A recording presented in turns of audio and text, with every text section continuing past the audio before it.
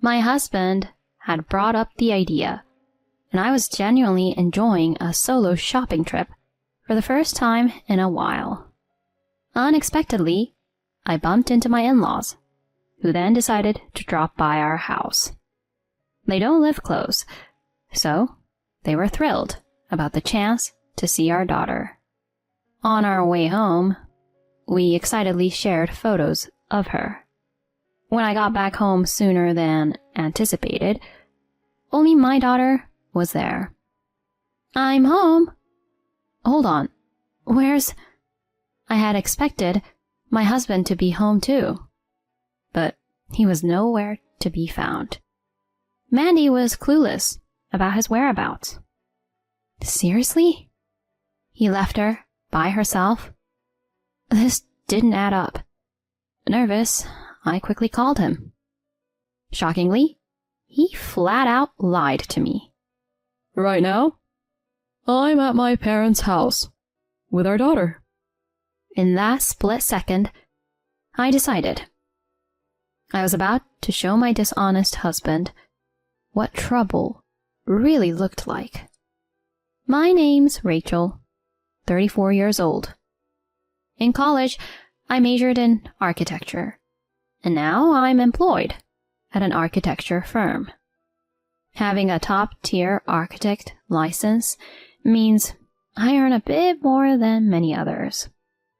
This has led to a consistent increase in my annual income, likely surpassing many people around the same age. While I truly adore my profession, there's another motivator: my beloved family. At the moment, I live with my husband, Scott, and our daughter, Mandy. I met Scott 7 years ago, became pregnant shortly after our wedding 5 years ago, and welcomed our daughter the next year. Mandy's 4th birthday is just around the corner. Thankfully, she's been growing up healthy without any serious issues. With both Scott and me working full-time, Mandy attends daycare. From what her teacher mentions, she's befriended many kids and seems to be doing great socially. I go the extra mile in my job for the sake of my wonderful daughter and husband. On the other hand, Scott's job is at a manufacturing plant.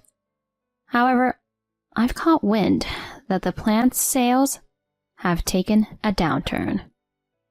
Just recently, he commented over a beer. "If things continue this way, they might cut me to save on labor." I was so taken aback that I choked on my coffee. Concealing my alarm, I asked, "What do you mean? Can they just lay you off out of the blue?" "Rumors have been swirling for some time, and they've actually started letting some folks go." Now that you mention it, I guess your paychecks have been lighter lately, huh? "I'm actually thinking of picking up a part-time night job, so we should be good with bills." Hold on. A night job? "Yeah, I've put in an application, and there's an interview lined up." My heart sank hearing this. He's already stretched thin. Adding nighttime work seems excessive. After a pause, I voiced, "You really don't need that night job." "But with what I'm making now..." My company is on the upswing, and our profits are climbing. Financially, we're solid. "You sure?" Absolutely. I'd hate for you to burn out. "Rachel..." "Okay, I'll lean on you for this one." We settled on him sticking with the plant job for the foreseeable future. I've kept it from him, but in reality, we could live comfortably on just my earnings. bring that up might hurt his ego. My last intention is to upset him. I only wish for him to have a stress-free job. Since our talk, he doesn't seem as downcast. In fact, he appears more upbeat. His frequent smiles warm my heart. It looks like he's less burdened about his job. That's a relief. With my steady income rise, financial concerns are off our plate. Above all, the happiness of our family is paramount. With that mindset, I've been grinding away. Yet, back then, I had no inkling that my leniency regarding his job would later come back to bite. Fast forward a month. After wrapping up at work, I picked up Mandy from daycare like always and headed home. Usually, Scott will be back by the time I start dinner. But he was notably late that day. Over dinner, Mandy wondered aloud. "Mom, why is Dad taking so long?" "I don't know," I answered, glancing at my phone. No texts from him. Post-dinner, I tried to call him, but all I got was the endless tone of an unanswered call. This was a first for us, so I couldn't help but fear the worst. He didn't have an accident, did he? But if something like that happened, surely someone would have reached out. Everything has to be all right. After tucking my daughter in, I chose to wait up for him. Around 11 p.m., I finally heard the front door. Racing to greet him, he looked taken aback. "You're still up?" His nonchalance irked me, prompting me to voice my frustration. "What do you mean, still up?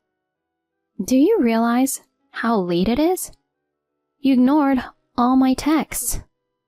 Do you have any idea how worried I was?" "Oh, my bad. I got roped into some unexpected overtime and didn't check my phone." "Overtime? Would a quick text have been too much to ask? Just to let me know you'd be late?" "That's why I'm saying sorry. I promise I'll be more considerate next time. All right?" "Seriously? After all my worrying? I'm going to bed." I sighed, turned, and made my way to the bedroom. Instead of a genuine apology, all I heard was a heavy sigh behind me. Come morning, though I tried to keep things normal for Mandy, he was visibly grouchy. "Daddy? You got in late last night. You okay?" She attempted to chat him up a few times, but he ignored her. "Daddy, are you listening? Hey, Daddy! Mom and I were really worried about you. Can you not hear my voice anymore?" Watching her verge on tears from his cold shoulder, I had to bite back my anger and comforted her. "Oh, sweetie, I'm sorry. Daddy had a late work night and he's just exhausted." "Was he at work?" "Yes. He was working hard for both of us. We'll chat with him later. Okay?" "All right. Sorry, Daddy, and thanks for always working so hard." She shot him a heartfelt smile. But he remained stone-faced. No matter how hard she tried, he was short with her.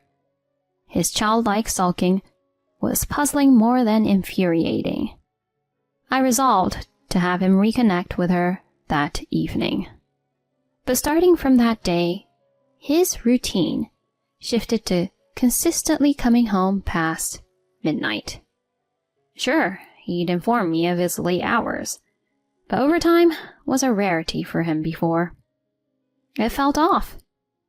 Choosing to get to the bottom of it, I hired a private investigator to shadow him on weekdays for a couple of weeks. Mid-investigation, one day, I arrived home to Scott already there. I didn't expect you home this early.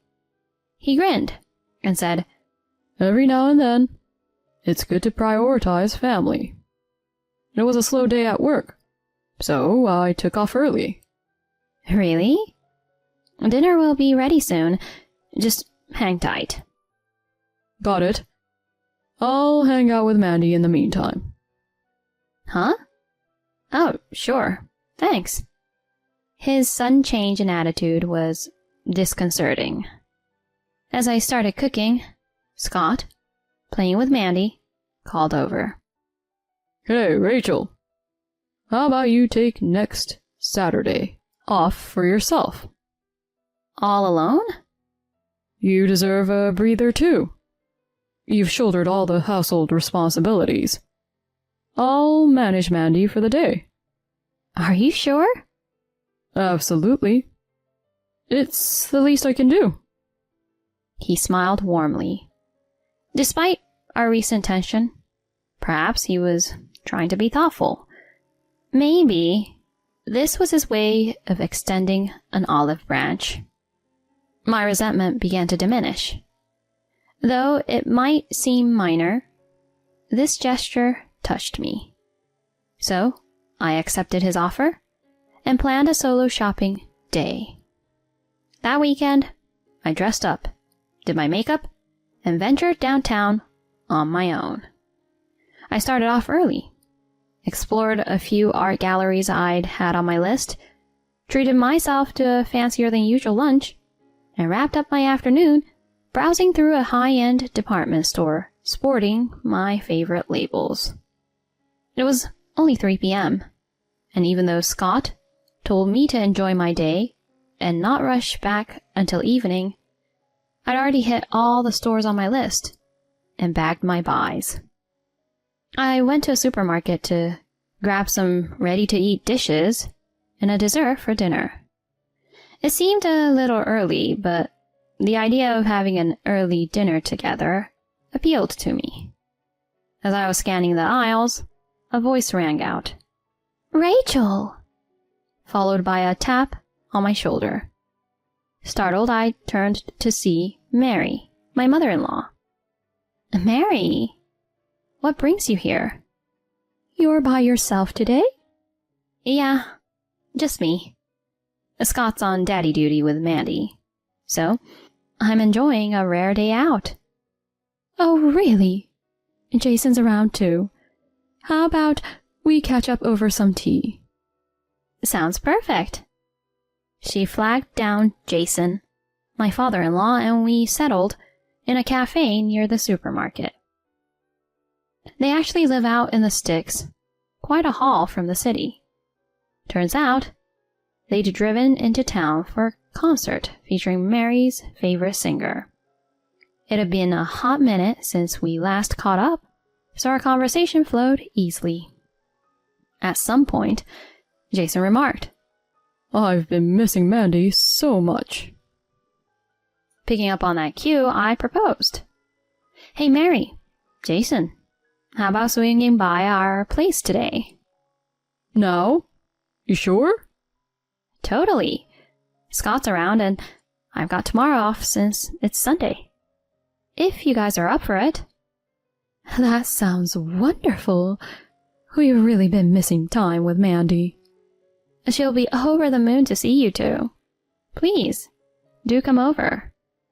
We then prepped to head out a tad early, and they even pitched in, picking up a bunch of dishes and desserts. On the train ride home, we gushed over recent snaps of Mandy, and soon enough, we were back. But something was off.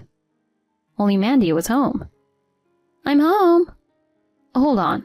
Where's—" I had expected Scott to be home too, but he was nowhere to be found.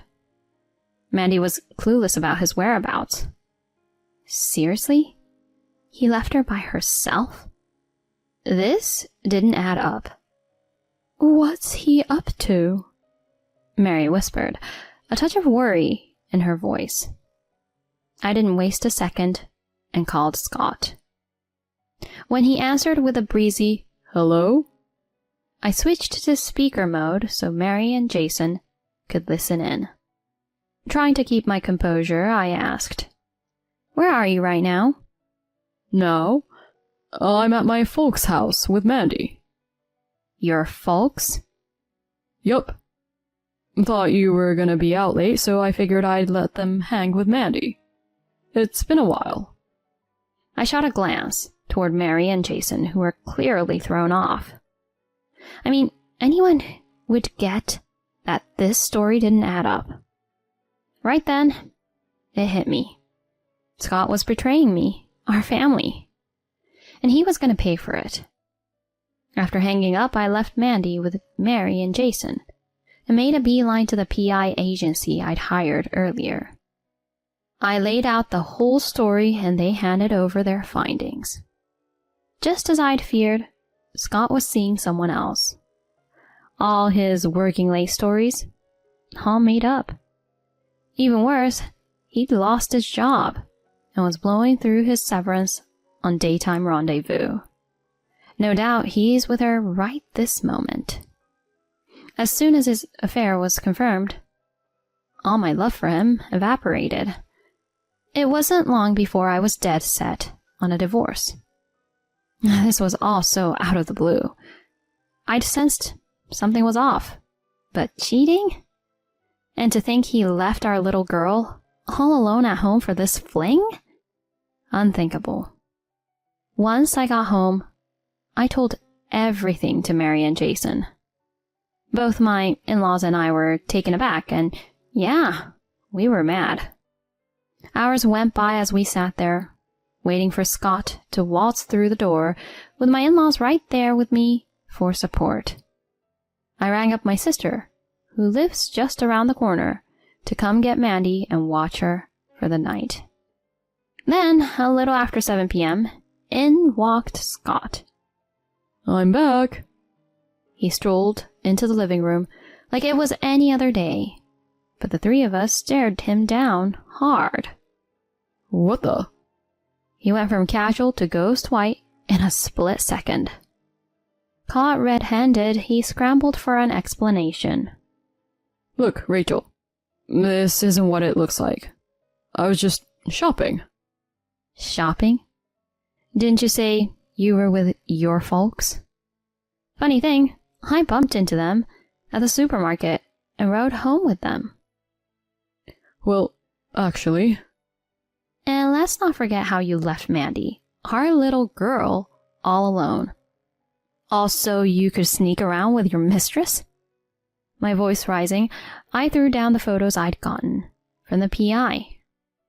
He went mute, face drained of all color. With a stern voice, I snapped. Using your own parents as your alibi? Abandoning Mandy to be with her? You're lower than low. "Please, I swear it won't happen again. Just give me another chance." Another chance? Buddy, you were done the minute you pulled this stunt. There's no coming back from this. And trust me, you'll pay for what you've done. As I laid into him, my in-laws took charge, grabbing him by the arm and hustling him out. He tried to yell something, but they weren't having it, and carted him off to their place. Later, I lawyered up, filed for divorce, and went after him for alimony. With the proof I had, and my in-laws backing me up, the divorce wrapped up quick. He coughed up alimony, and now pays child support monthly. And with my in-laws keeping tabs, I doubt he'll miss a payment. From what Mary's told me, he's now bouncing between odd jobs and trying to land steady work. Frankly, I hope he's got it tough with them watching his every move. As for me and Mandy, we started fresh. I kept it simple when I told her we'd be on our own from now on, and she got it. She didn't need a lot of words. Even for her age, she's wise beyond her years. It stings, knowing she's had to deal with all this, but I'm just so thankful. She's rolled with the punches. Our new normal might come with its own set of challenges, but I'm determined to stay strong with Mandy by my side and never second guess my choice.